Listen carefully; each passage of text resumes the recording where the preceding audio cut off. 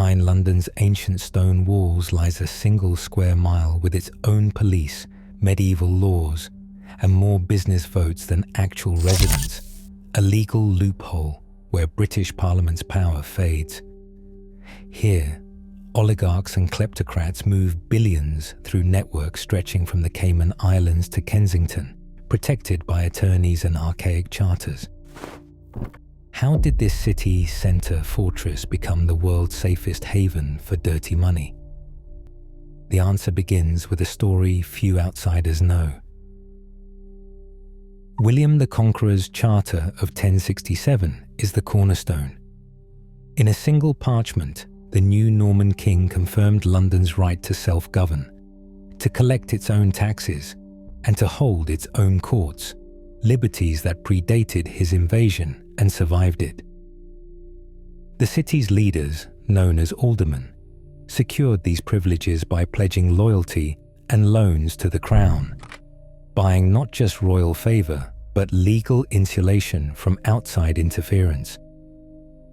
Over the centuries, monarchs reaffirmed these rights, but the most enduring guarantee came in 1215.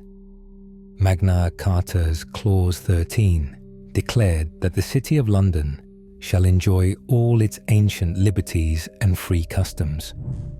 This clause, still on the statute books today, shields the city's unique governance from Parliament's full reach. Unlike other towns swept up in later reforms, the square mile's autonomy was never broken. The City of London Corporation, an unbroken municipal entity, survived the Municipal Corporations Act of 1835 that standardized and democratized local government elsewhere. Its constitution remains self-altering, with the Court of Common Council meeting 9 times a year, retaining the power to reshape its own rules. Medieval guilds, now called livery companies, still play a part in elections. The Lord Mayor, an office older than Parliament itself, is chosen not by the people of London, but by a closed circle of liverymen and business representatives. The city's own police force patrols its narrow streets, funded and overseen by the corporation, not the Home Office. Even the right to vote here is an artifact. Businesses, not just residents, cast ballots, a system abolished everywhere else in Britain in 1969, but expanded within the square mile. Centuries-old legal texts, from William's Charter to Magna Carta, are not relics in a museum. They are active shields invoked to resist modern reform and defend a system where ancient privilege still governs the beating heart of global finance.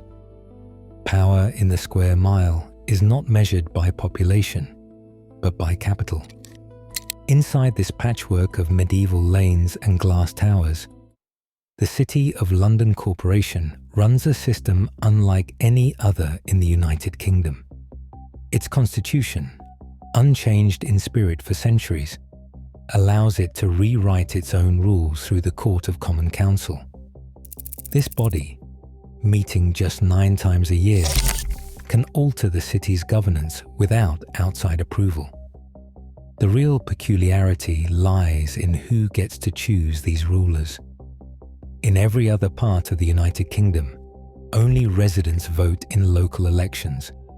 Here, the business vote dominates. Thanks to the City of London Ward Elections Act of 2002, over 24,000 votes belong to companies, banks, and law firms, swamping the 9,000 residents by nearly 3 to 1. Each business, depending on its size, appoints a set number of employees to vote in corporation elections. In practice, this means the financial sector handpicks the Common Council, shaping policy to suit its own interests. The Lord Mayor is a figurehead older than Parliament itself, chosen not by Londoners but by liverymen and business representatives.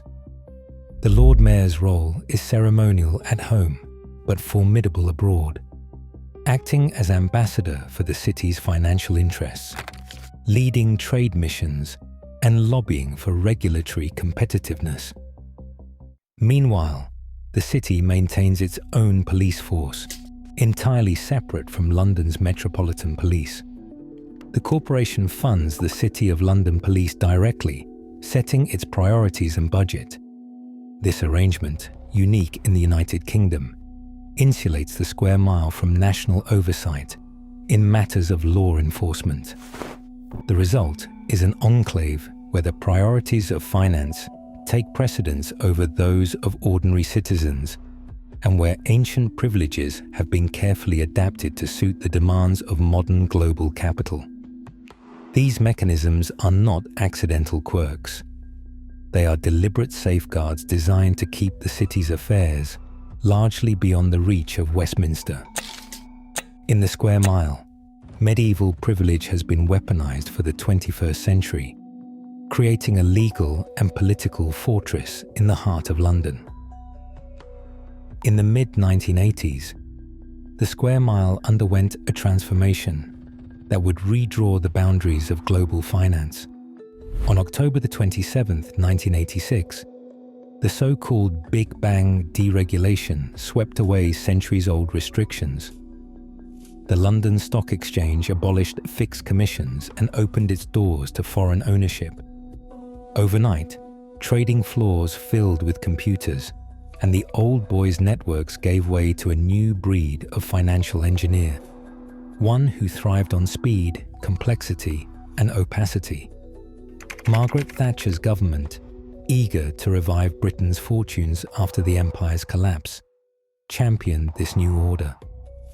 Cabinet memos from the period reveal how ministers, led by Chancellor Nigel Lawson and Prime Minister Thatcher herself, overruled Bank of England warnings about the risks of unchecked speculation. The mantra was simple: attract the world's capital no matter the origin. The consequences arrived swiftly. By the early 1990s, the city was awash with capital from every corner of the globe, much of it hidden behind shell companies and nominee accounts. The Bank of Credit and Commerce International, known as BCCI, became the cautionary tale. Headquartered just outside the square mile, BCCI operated as a global laundromat for dictators, arms dealers, and drug cartels. Regulators looked the other way as billions moved through its accounts. In July 1991, City of London police and international regulators raided BCCI offices, uncovering a £23 billion fraud that stretched from Abu Dhabi to the Cayman Islands. The Bingham Inquiry, commissioned in the aftermath, laid bare the Bank of England's failure to supervise or even understand the tangled web of offshore shell companies underpinning the scam. Yet the city's appetite for deregulation only grew. Lessons from BCCI were documented, but rarely enforced. Instead, a new service industry flourished within the square mile, one built on secrecy, creative accounting, and the promise of discretion for the world's wealthiest and most unscrupulous clients. The risks of light-touch regulation had become clear, but the rewards for looking the other way were simply too great. Jersey, Guernsey, the Cayman Islands, and the British Virgin Islands are not just dots on a map. They are the vital organs of a global financial organism, with its brain in the square mile. Each jurisdiction offers what the city cannot offer: the promise of secrecy, the ease of incorporation, and the ability to hide ownership behind nominee directors and numbered accounts. The International Consortium of Investigative Journalists has mapped over 40% of the world's offshore entities to these British linked havens. In the Pandora Papers and the Panama Papers, thousands of shell companies traced their control not to sun-drenched beaches, but to postboxes and offices inside the City of London. On any given day, the UK financial system processes £767 billion in foreign exchange transactions. The city's clearing banks act as the world's bookkeepers, moving money in and out of offshore vehicles at a scale that dwarfs the GDP of most countries. The ICIJ offshore leaks dataset reveals a pattern. Directors and shareholders of BVI and Cayman companies list square mile addresses as their service provider or correspondence point. These are not isolated cases. In the years since the Big Bang, the number of offshore entities tied to UK intermediaries has soared into the tens of thousands, with many linked directly to law firms and trust companies operating from within the city's medieval boundaries. Jersey and Guernsey, though only a short flight from London, serve as the first line of layering, where funds are stripped of their origin story before being routed through more distant satellites like the Cayman Islands or the BVI. By the time money arrives in the city's banks, its history has been scrubbed clean by a network designed to frustrate investigators. The opportunity for illicit actors is enormous. The city's daily flows, combined with the legal insulation of its offshore satellites, create a pipeline where dirty money can be washed and reinvested with minimal scrutiny. This is the architecture that demands an army of professional enablers, lawyers, accountants, and formation agents, each playing their part in a system that turns capital flight into a service industry. Inside the square mile, discretion is not a courtesy. It is a business model. The real architects of modern money laundering are not shadowy figures in back alleys, but corporate solicitors, accountants, and trust specialists working under the bright lights of London's financial district. Their tools are legal, their language precise, and their methods are designed to frustrate scrutiny at every turn. It begins with the formation of a shell company, often in the British Virgin Islands, Jersey, or Guernsey, where the only public information is a registered agent and a post office box. The next layer might be a trust, drafted with a deed that names a nominee as the legal owner. These nominee agreements are perfectly legal and, crucially, allow the true beneficiary to remain hidden from public view. A single property in Mayfair, for example, might be owned by a Cayman Islands company, itself held by a Jersey trust, all managed by a London law firm. The resulting ownership chain can stretch across 3, 4, or even 5 jurisdictions, each step protected by confidentiality laws. At every stage, professional privilege is invoked. Lawyers and accountants claim client confidentiality, refusing to disclose the names behind offshore entities, even to investigators. If authorities request information, responses are often delayed or filtered through layers of legal argument.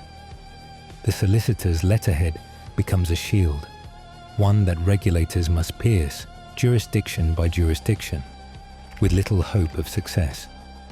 The anatomy of this structure is not accidental. Each layer is designed to break the paper trail, frustrate law enforcement, and ensure that, by the time funds reach the city's banks or are used to purchase London real estate, their origin is all but untraceable. The Square Mile's financial professionals offer secrecy as a service, transforming legal privilege and corporate complexity into the ultimate cloak for illicit wealth. Compliance desks in the Square Mile are flooded with suspicious activity reports. Millions are filed each year, each one a tip-off that something in the system does not add up. Yet the numbers tell a story of neglect. The National Crime Agency receives this tidal wave of alerts, but only a handful ever result in action. Since the introduction of unexplained wealth orders in 2018, just 4 have led to successful asset seizures. The rest vanish into bureaucratic limbo, buried under legal challenges and resource shortages. The Financial Conduct Authority, in its 2025 report, does not mince words. It labels the city's capital markets as a high-risk zone for money laundering, citing the sheer scale and speed of transactions as a perfect cover for illicit flows. Behind the glass facades and polished compliance manuals, regulators find a culture that rewards plausible deniability. Penalties for breaches are dwarfed by the profits at stake. For every headline-grabbing fine, there are thousands of quiet settlements and warnings that never see daylight. Inside these compliance departments, a pattern repeats itself. Whistleblowers, compliance officers, risk analysts, and junior lawyers raise alarms about suspicious clients and questionable deals. Their warnings are often met with silence or, worse, retaliation. Some are forced out under non-disclosure agreements, their careers sacrificed to maintain the appearance of order. Off the record, one former compliance officer describes the mood as "don't ask, don't tell, just process the paperwork and collect the fees." The system is designed to look busy while achieving very little.